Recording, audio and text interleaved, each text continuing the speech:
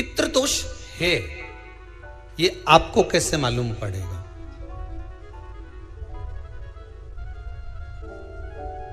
पितृ भूखे हैं, इसका तो वर्णन हमने पहले कर दिया कि रात्रि को जब आप सोने के बाद में 1-1.5 घंटे बाद अगर आपकी नींद खुल जाए, 1 घंटा 1.5 घंटा आप सो लिए, उसके बाद जो नींद खुली तो 1-1.5 घंटे तक अगर आपको नींद नहीं आ रही है, रात्रि को सोने के बाद में 1 घंटे बाद जब उठे तो आपको प्यास लग गई, भूख लगने लगी, प्यास लगने लगी कि मेरे को पानी पीना पड़ेगा, घबराहट हो रही, पानी पीना पड़ेगा। 1-1.5 घंटे सोने के बाद अचानक नींद खुले और आपको प्यास लगे, समझ लेना आपके पितृ भूखे हैं और प्यासे हैं।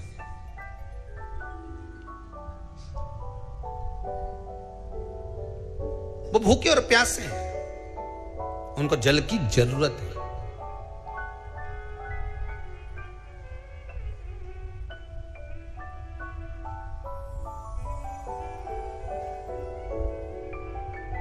किसी भी नदी में, सरोवर में, कुंड में, बावड़ी में, तालाब में, आप तीर्थ में जाकर जब स्नान करते हैं तो स्नान करने के बाद एक काम का नियम बना लो कि अपने हाथ की अंजलि में जल लेकर अपने पूर्वजों को देना है। प्यासे रहते हैं, भाग मांगते हैं।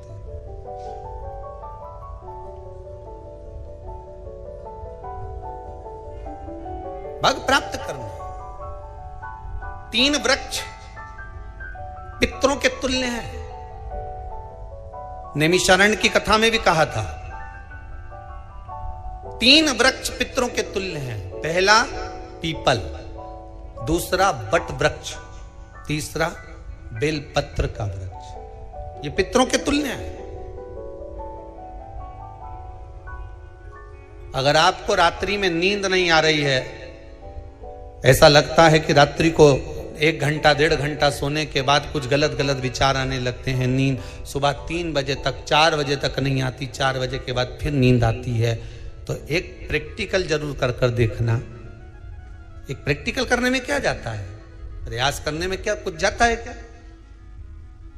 प्रैक्टिकल कर देखना कि कहीं सीवर वाला महाराज झूठ तो नहीं बोल रहा, तो प्रैक्टिकल करने में कुछ नहीं जाए।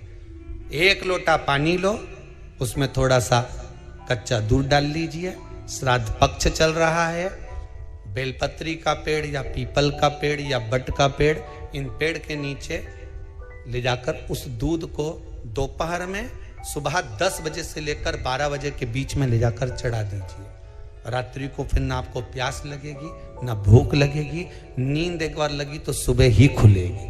प्रैक्टिकल करने में क्या जाता है? पानी डालने में तुम्हारा कुछ जाएगा?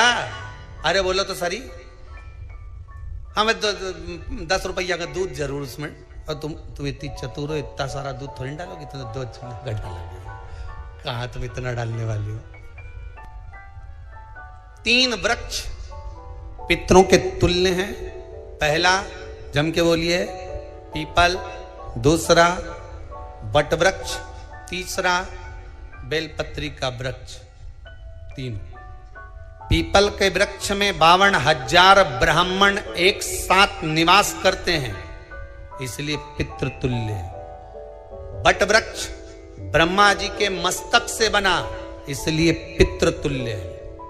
और बेलपत्री का वृक्ष माता पार्वती जी के अश्रु से बना।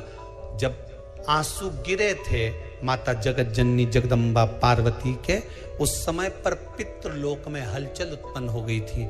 हमारी नातिन की आंख में आंसू कैसे आ गए? मैनावती की पुत्री है।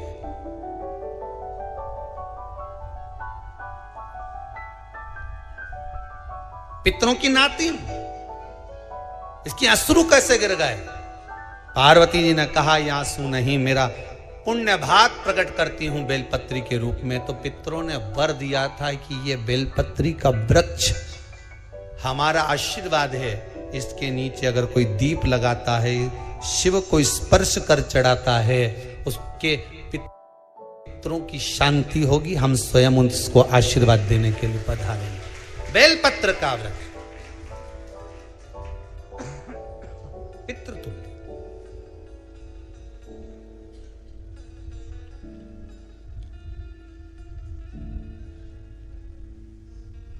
तो रात्रि को अगर भूख लग रही है, प्यास लग रही है, तो पितृदोष। दूसरा पितृदोष का लक्षण बताया, घर में कोई शुभ कार्य ना हो, वंश की वृद्धि ना हो, 1 रुपये कमाओ, 1.25 रुपये खर्च हो रहे हैं, पैसा 10 जगह से कमाई आ रही है पर घर में टिक नहीं पा रही है, आया गया, पितृदोष। जरा सी कटोरी पड़ी है उसके पीछे विवाद चालू हो जाए, पानी ढुल गया उसके पीछे विवाद हो जाए, या छोटी छोटी बात में घर में क्लेश मचा हुआ है, पितृदोष है। समझ लो हमारे पूर्वज हमसे खुश नहीं, प्रसन्न नहीं। कोई कहता है गुरुजी श्राद्ध बड़े बेटे को करना चाहिए कि छोटे को करना चाहिए? शिव महापुराण की कथा कहती है, अगर जायदाद का पूरा हिस्सा बड़े ने लिया हो और तुमने अपनी माता का दूध ना पिया हो तो एक ही को कर लेने दो। अगर माता का दूध पिया है और अगर एक अंगूठी भी ली है, जरा सा एक कपड़ा भी अगर सास का लिया है, तो श्राद्ध तो तुझे करना ही पड़ेगा, करना ही पड़ेगा।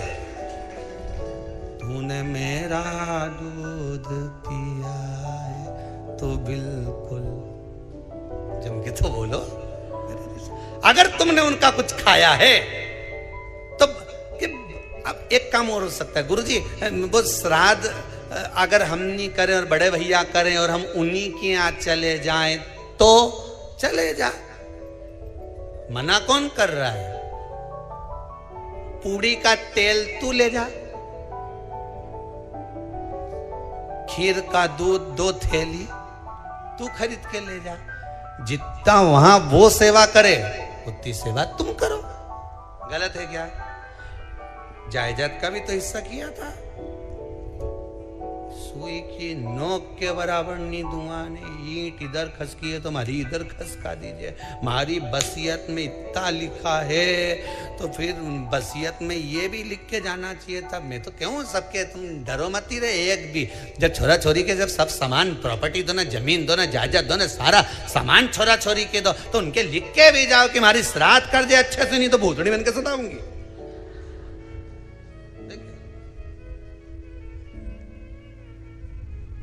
श्राद्ध करो। कितना दिया तुमको? बोलो, ईमानदारी से बोलना, कितना दिया? ढेरों। और एक बात बहुत अच्छे से कहूंगा, आप लोगों के जीवन में उतरे। अगर मायके में भाई, मायके में भाभी, मायके के लोग अगर आपके माँ बाप का श्राद्ध नहीं करते हैं तो बेटी भी अपने माता पिता का श्राद्ध कर सकती है। उसने भी दूध पिया है अपने माता पिता का, पर वो श्राद्ध का भोजन कौन कराएगा? बेटी का पुत्र हो, बेटी की पुत्री हो, वो कराए। और नाम वो नाना नानी का ले ले, करे। अगर वो नहीं कर रहे हैं, वो नहीं संभालते, वो नहीं जानते, तो आप करो, करे। 2 भाग होते हैं। जब एक रोटी गाय के मुख में दी जाती है, गाय के मुख में जब हम रोटी देते हैं, एक रोटी जब देते हैं, या तो गाय के मुख में 16 श्राद्ध में जब रोटी देते हैं तो रोटी को बीच में से तोड़कर, रोटी का जो भाग होता है उसको, मतलब ऊपर से फुलका का परत नहीं निकालना है। रोटी जो सीधी सीधी है ना, जैसे ये रोटी है तो इसको बीच में से तोड़ लिया, 2 भाग विभाजित कर लिया, नीचे वाले भाग में भी थोड़ा सा गुड़ शक्कर रख लिया, ऊपर वाले भाग में भी गुड़ शक्कर रख लिया, एक के ऊपर एक रोटी को रख लिया, वो गाय को दी। तो अपन श्राद्ध पक्ष में 2 पूड़ी का प्रमाण है कि गाय को 2 रोटी दी जाती है, कुत्ता को 2 रोटी दी जाती है। 2 पूड़ी रख के देते भी नहीं देते? आप लोग तो देते होगे, 2 पूड़ी के ऊपर पूड़ी रखकर, थोड़ा सा मीठा रखकर, नमकीन रखकर, कुत्ते को भी देते, 2 पूड़ी तोड़कर कागा को भी देते। 2 पूड़ी का प्रमाण कहां से आया? 2 भाग रोटी के टुकड़े का प्रमाण कहां से आया? श्राद्ध पक्ष में ही ऐसा क्यों किया जाता है? बाकी के समय पर तो कोई ऐसा 2 पूड़ी का प्रमाण ही नहीं। पर श्राद्ध पक्ष में ये क्यों कहा जाता है कि पूड़ी के ऊपर पूड़ी रख दे, उसमें मीठा रख दे, खीर शक्कर रख दे, गाय को दिया, कुत्ते को दिया, कागा को दिया, ऐसे क्यों कहा जाता है? उसका कारण क्या होता है? उसका केवल एक कारण है, जो नारी ने भोजन का निर्माण करा है, जो घर की बहू भोजन बनाई है, जो घर की बेटी ने भोजन बनाया है, घर की माता ने भोजन बनाया है, महाराज, पिता पुरुष एक कुल को तारता है, बेटी 2 कुल को तारती है। जब श्राद्ध पक्ष में 2 भाग रोटी के कर गाय को देती है तो 1 भाग तो उसके ससुराल वालों को मिलता है, मायके को भी मिले, ससुराल को भी। जब गया जी का पिंड होता है तो नाना नानी सबका स्मरण कराया जाता है। 2 भाग।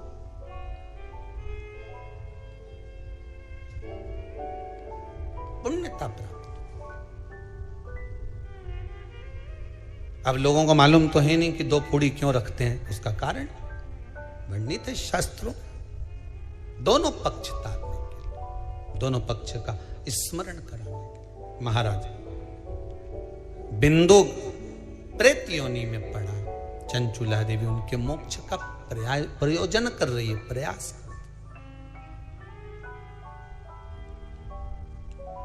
क्या करा जाए कि इनको मोक्ष मिल जाए? कहा शिव महापुराण की कथा।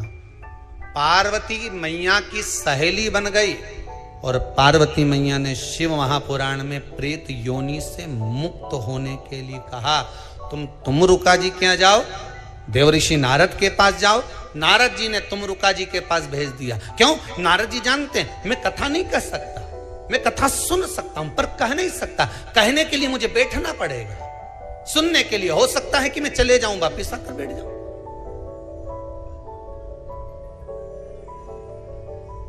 तुम नुका जी से कहा कथा कह दोगे?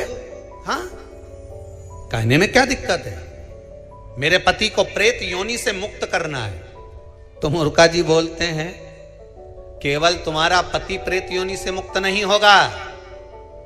तुम रुका जी ने शिव महापुराण में कहा, सुनो चंचुला देवी, केवल एक व्यक्ति शिव पुराण से नहीं तरता, इस बिंदुक जैसे ना जाने कितने प्रेत इस वायुमंडल में घूम रहे होंगे, ना जाने कितने पितर, ना जाने कितने आहूत, ना जाने कितने वासुक इस वायुमंडल में घूम रहे होंगे। तुम्हारा पति तुमको दिखा नहीं, तुम्हारा बिंदुक तुम्हें कभी नजर आया नहीं, फिर कारण क्या था? बस मन में शांति नहीं है। घर में सारा सुख है पर हृदय में शांति नहीं, समझ लो पितृदोष है। क्या करा जाए? फिर क्या करोगे? महाराज, हृदय शांति, हृदय केवल एक अकेला बिंदुक शिव महापुराण की कथा सुनकर नहीं तरेगा। तुम रुका जी कहते हैं जिस समय पर मैं शिव महापुराण की कथा कहूंगा, सुनो चंचुला देवी, इस संसार के इस भूमंडल पर मृत्यु लोक में जितने भी जीव इस संसार सागर में भटक रहे होंगे, शिव महापुराण की कथा सुनकर वो भी तर जाएंगे। ये अकेली बिंदुक को तारने वाली नहीं है, इस मृत्यु लोक में जो विराजमान। आज भी नियम है महाराज, श्राद्ध का भोजन टेबल पर नहीं कराया जाता, श्राद्ध का भोजन ब्राह्मण को कुर्सी पर बिठाकर नहीं कराया जाता, श्राद्ध का भोजन किसी जाता। श्राद्ध का भोजन आज भी प्रमाण है कि ब्राह्मण के लिए भूमि पर आसन लगना चाहिए और जमीन पर बैठकर कराना चाहिए। तब क्यों? क्योंकि इस भूमि पर बैठकर जब भोजन कराएंगे, इसी भूमि से ना जाने कितने पितर गए, कितने तर्पण हुए, कितनी तिलांजलि हुई, इसी भूमि से, इस रज से, इस कण से ना जाने कितने जीव चल गए। अब लकड़ी पर या टेबल पर या कुर्सी पर बैठकर ब्राह्मण को भोजन कराने का प्रमाण नहीं है।